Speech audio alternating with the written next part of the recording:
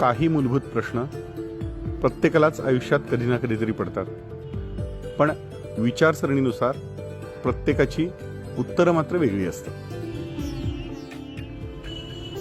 यक्षानं युधिष्ठिराला असेच काही मूलभूत प्रश्न विचारले, त्याची उत्तरं युधिष्ठिरानं दिली, पण आपली उत्तरं काय आहेत ती सांगा. सुख सगळ्यांनाच पाहिजे असतं, त्यामुळे पहिला महत्त्वाचा प्रश्न आहे जगात सर्वात सुखी कोण आहे, आणि दुसरं म्हणजे जगातलं सर्वात मोठं आश्चर्य काय.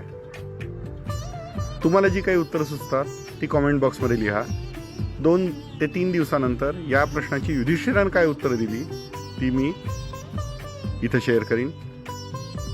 कृपया इंटरनेट वापरू नका, कारण हा प्रत्येकाला पडलेला प्रश्न आहे आणि प्रत्येकाची उत्तरं महत्त्वाची आहेत. धन्यवाद.